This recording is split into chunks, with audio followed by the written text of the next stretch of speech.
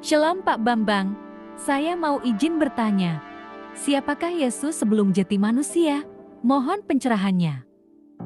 Ya, Shalom Alaikum Besem Hamasya.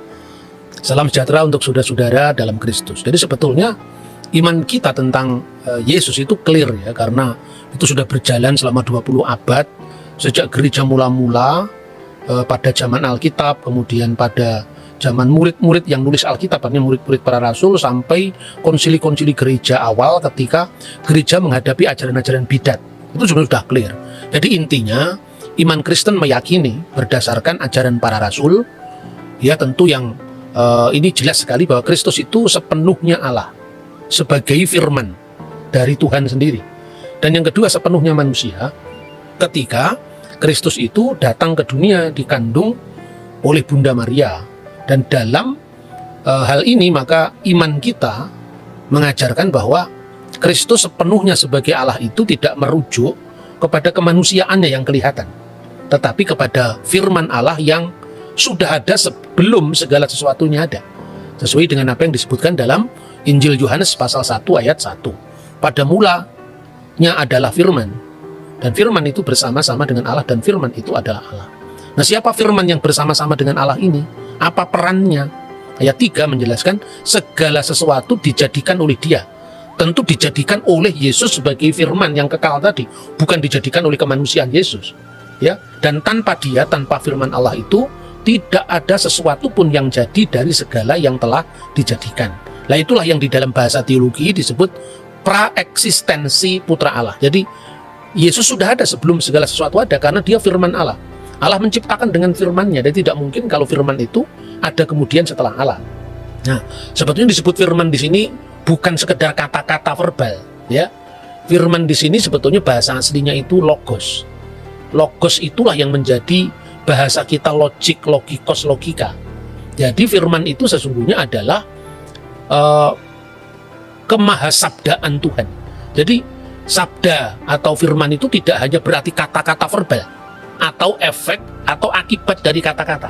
Kalau akibat dari kata-kata ya alam semesta ini, langit, bumi, laut seisinya ini kan diciptakan oleh firman Allah. Jadilah terang, maka terang itu jadi. Jadi itu efek dari firman tadi.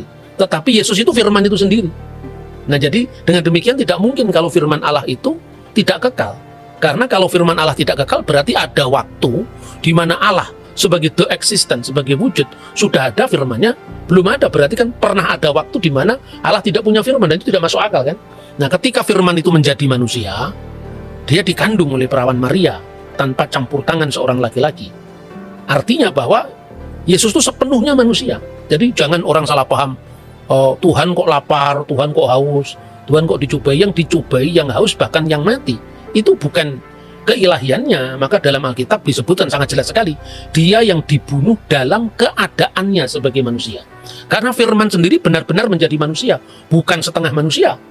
Firman itu telah menjadi manusia dan tinggal di antara kita, dan kita telah melihat kemuliaannya, yaitu kemuliaan yang diberikan kepadanya sebagai anak tunggal Bapa, penuh kasih karunia dan kebenaran. Ini saya kira clear sekali. Maka ketika gereja menghadapi ajaran sesat Arius, ya, ketika gereja menghadapi ajaran sesat Arius yang mengatakan bahwa pernah ada waktu di mana anak Allah itu tidak ada, gereja langsung berkumpul.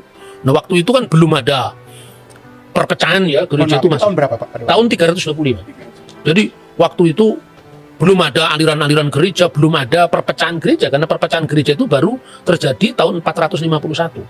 Jadi waktu itu yang namanya gereja itu ya semua gereja Katolik dan semua gereja Ortodok. Artinya apa? Bukan Katolik sebagai institusi yang sekarang ini berpisah dengan gereja Ortodok, atau Ortodok yang berpisah dengan Katolik, tidak. Tapi sifat gereja yang adalah universal. Artinya berlaku bagi semua bangsa, berlaku bagi semua kaum, itu arti katoolon, gereja yang bersifat Katolik. Begitu setiap gereja itu bersifat Ortodok. Artinya gereja itu menganut ajaran lurus yang diterus sampaikan tanpa putus dari para rasul. Makanya kalau ada gereja Roma, ya gereja di wilayah yurisdiksi Roma, gereja di wilayah yurisdiksi Antioquia, seperti yang diceritakan dalam Alkitab, ya, bahwa orang-orang mengikut Yesus itu pertama kali disebut Kristen itu kan di Antioquia. Kemudian dari Antioquia ke Roma, dari Roma Konstantinopel, kemudian di situ ada Alexandria. Jadi semua gereja sudah kumpul jadi satu. Lalu mengatakan tidak bisa, Arius itu salah. Karena apa? Kalau firman itu pernah tidak ada, berarti pernah ada Allah tanpa firman-Nya. Masa Allah pernah tidak punya firman? Kalau Allah pernah tidak punya firman, berarti Allah pernah tidak bisa mencipta. Jadi Allah dengan firman-Nya, dengan rohnya itu kekal. Itu kira-kira apa yang kita bisa pahami dari ajaran Kristen yang paling dasar tentang siapakah Yesus Kristus. Oke Pak Bambang, penjelasan Anda sangat mencerahkan dan menguatkan iman kami.